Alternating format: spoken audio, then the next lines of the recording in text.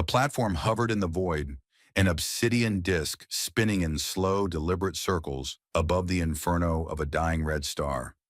The air shimmered with heat, though it was artificially regulated to keep the duelists from spontaneously combusting. That, after all, would be unsporting. The audience watched from their gravity-anchored observation pods, some reclining in liquid-filled spheres, others perched on floating thrones designed to intimidate lesser beings. Among them were warlords, mercenaries, high-stakes gamblers, and the sort of intergalactic aristocrats who found bloodshed a charming way to spend an evening. Kane stood at the center of it all, adjusting the strap on his combat glove, trying not to look impressed. Because he was impressed.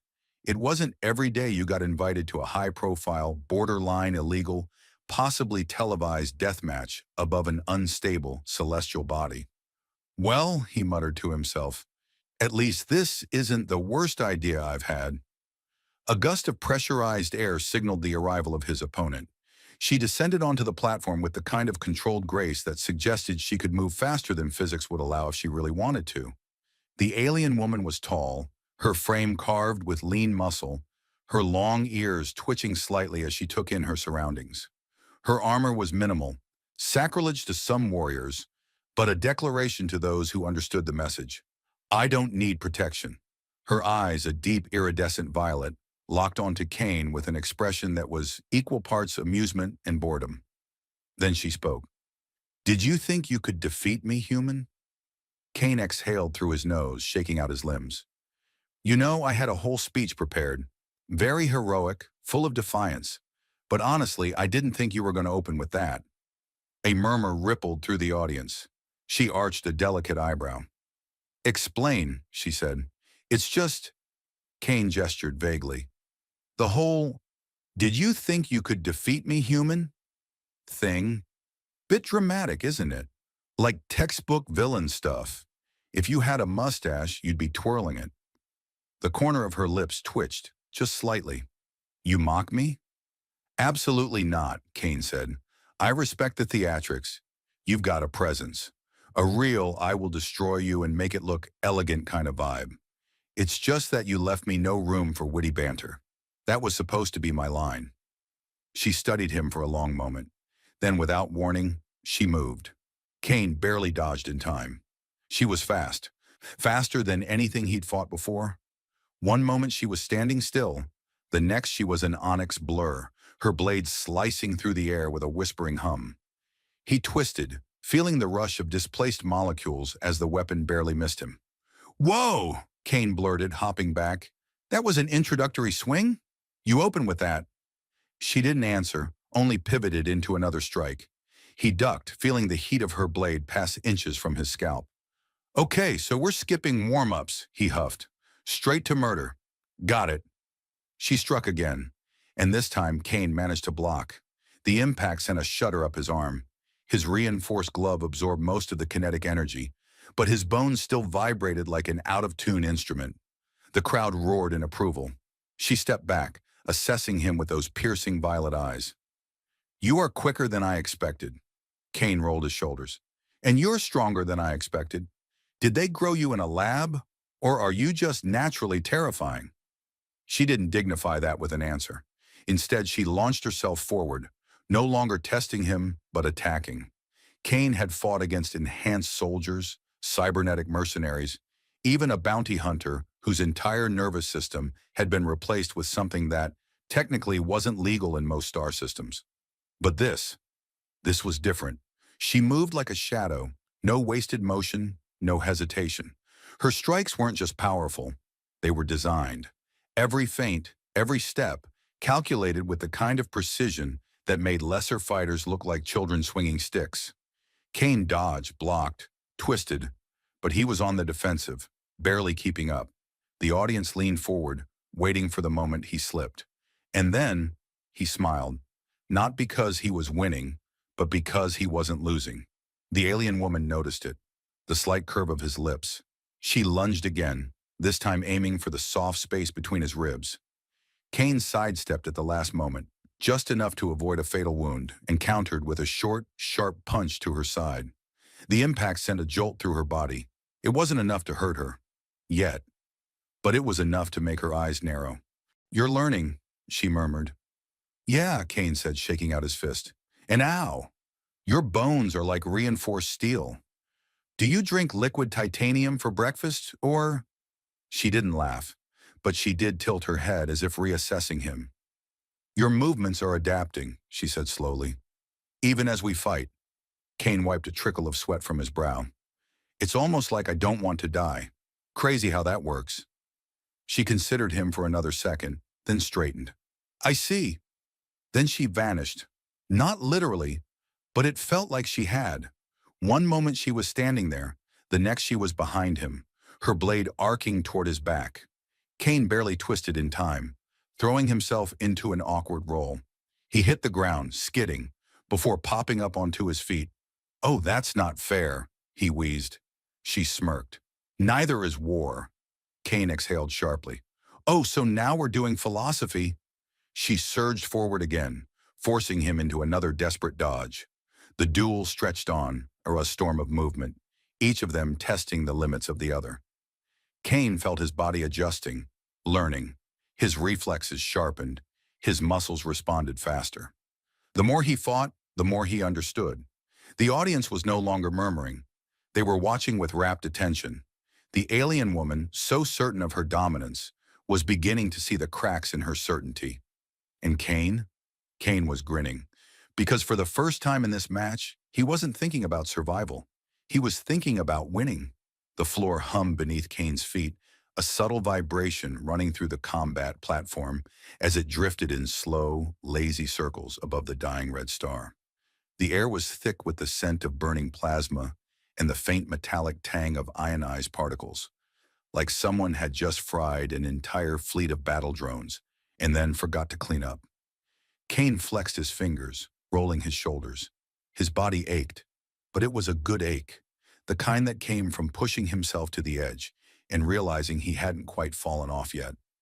Across from him, the alien woman was watching him with something new in her violet eyes. It wasn't anger. It wasn't frustration. It was something more dangerous. Curiosity. She had been certain, so certain, that this fight would be over quickly, that he was just another human, another warm-blooded creature with weak bones and slower reflexes. And yet here they were. He cracked his neck. "So, do you want to take a break? Maybe get a drink?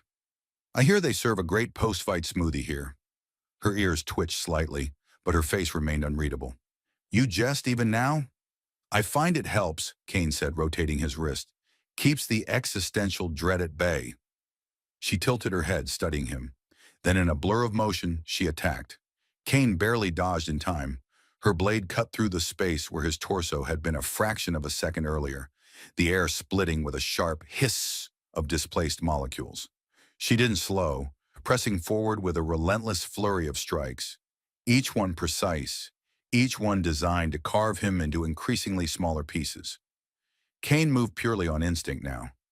He ducked, twisted, deflected, feeling the heat of her weapon slice past his skin. He wasn't just reacting anymore. He was reading her. Every fighter had a rhythm, a flow to their movements. Most never noticed it, but it was always there, a subconscious pattern in how they fought. And Kane was starting to see hers. He stepped inside her guard just as she lunged again, his body moving before his mind had even finished processing the thought. Instead of retreating, like she expected, he closed the distance. Her eyes widened a fraction. Then he hit her. It wasn't a big strike, nothing fancy, just a solid, well-placed jab to her ribs. But it landed, and that mattered. She exhaled sharply, stumbling back a step, her gaze flickering with something dangerously close to surprise. The audience let out a collective murmur. Kane grinned, shaking out his fist. "Okay, I think I just broke my knuckles on your abs. What the hell are you made of?" She straightened, brushing a hand across her side where he had struck her. "Reinforced calcium deposits, denser musculature." "Right," Kane nodded. "So, unfair genetic advantages." "Cool, cool, cool." She exhaled slowly, adjusting her stance. "You are learning." Kane waggled his eyebrows. "It's almost like I don't want to die. Crazy how that works." Her ears twitched again. Whether in amusement or annoyance, he couldn't tell. Then she moved. But this time, Kane moved with her. He wasn't faster than her. That much was still true. But speed wasn't everything. Kane had fought long enough, survived long enough, to know that victory wasn't about being the strongest or the quickest. It was about knowing the fight better than the other guy.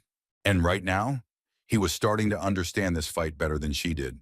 She lashed out, expecting him to dodge right. Instead, he went left. Her next strike came from above. An overhead arc meant to split him from shoulder to hip. Kane dropped low, sliding beneath it, feeling the energy hum past his scalp. For the first time, she was the one adjusting. The realization flickered in her gaze, brief but unmistakable, and Kane saw it. "Oh," he exhaled, pointing at her. "You felt that, didn't you?" Her expression remained unreadable, but her grip on her weapon tightened slightly. "I don't know what you're talking about," she said. Kane grinned. "Uh-huh. Sure. But let's just acknowledge something here. You had this fight figured out. You thought this was over before it even started. But now," he gestured between them, "now you're adjusting. You're second-guessing, which means I'm in your head." Her eyes narrowed. "You talk too much." "That's fair," Kane admitted. Then she attacked again. Faster this time. Sharper. No wasted movements. But Kane was keeping up. Not comfortably. Not easily. But he was. And that was wrong. She knew it was wrong. Humans weren't supposed to do this. They weren't supposed to evolve mid-fight. She had fought against species that could process information at the speed of light, against warriors who could predict an enemy's movements before they even made them. But Kane wasn't a machine. He wasn't enhanced, wasn't augmented with cybernetics or neural implants. He was human. And yet here he was, adapting in real time. Her heart pounded in her chest, a strange, unfamiliar sensation crawling up her spine. Not fear. Something more insidious. Doubt. Kane lunged forward, feigning left, then spinning into a low sweep. She leapt back just in time to avoid his leg crashing into her shins. She landed lightly, recalibrating. She wasn't losing, but she wasn't winning either. And that was a problem. Kane straightened, breathing hard, but smiling. "Man, I gotta tell you, you are ridiculous. Like, in the best way. I'm gonna be sore for a month after this." She didn't respond, because for the first time in this duel, she wasn't entirely sure how it was going to end. The heat from the dying red star pressed down on the combat platform, making the air ripple in waves of distorted light. The audience had long stopped murmuring. They watched in silence now, eyes fixed on the duel, their earlier certainty replaced with something new. Doubt. Kane could feel it too. Not in himself. He was too focused for that. But in her, the alien woman who had been so sure, so confident in her superiority. She still fought like a storm, still moved with impossible speed, but something had changed. She was hesitating, not visibly, not obviously, but Kane could feel it in the fraction of a second she took to adjust before each attack, in the slight narrowing of her violet eyes, in the way her ears twitched, not with amusement this time, but with something dangerously close to frustration.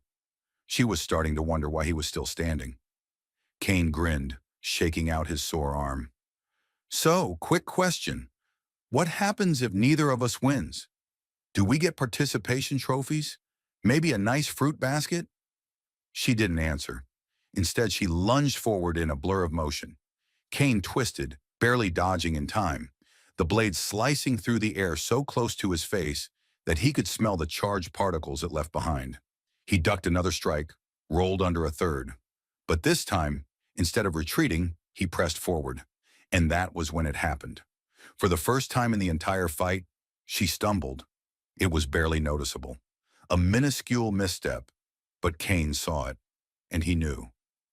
"You are getting tired," he breathed, realization dawning on him like a sunrise over a battlefield.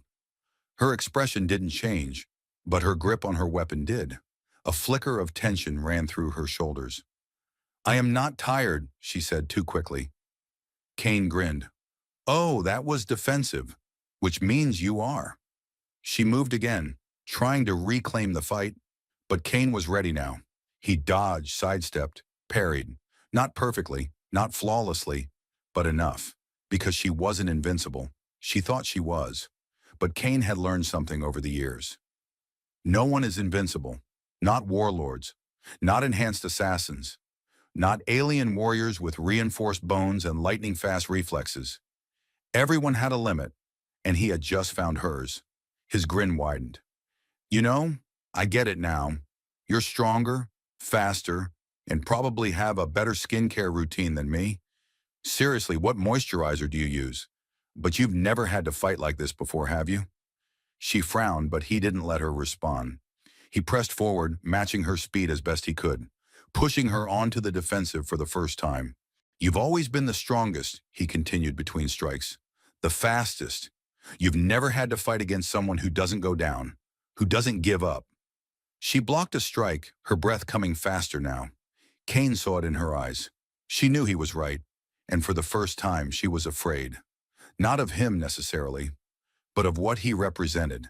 That humans, weak, breakable, slower humans, could still win. The realization hit her harder than any punch ever could.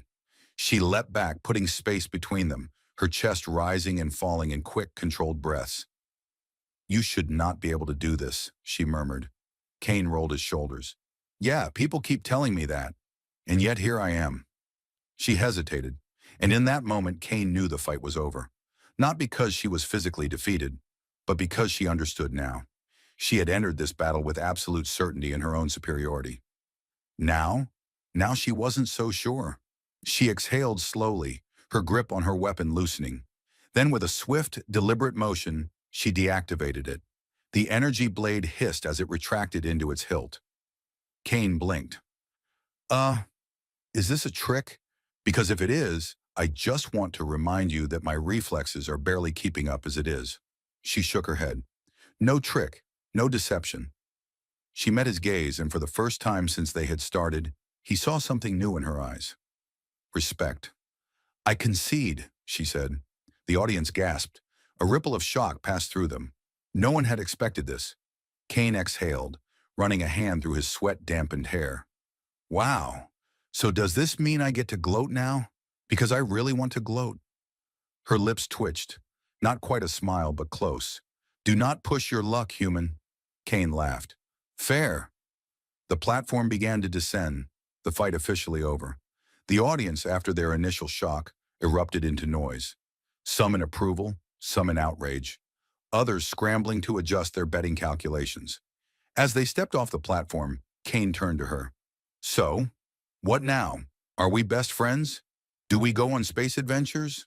Maybe start a buddy cop holo show? She tilted her head, considering him. I do not know, he smirked. Yeah, me neither.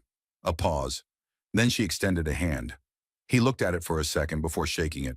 Her grip was strong but not crushing. Cain grinned. You know, for someone who tried to kill me an hour ago, you're not so bad. She raised an eyebrow. And for a human, neither are you. He chuckled. I'll take it. And with that, they walked off the battlefield. Two warriors who had fought, learned, and, against all odds, understood each other. The fight had ended, but something new had begun.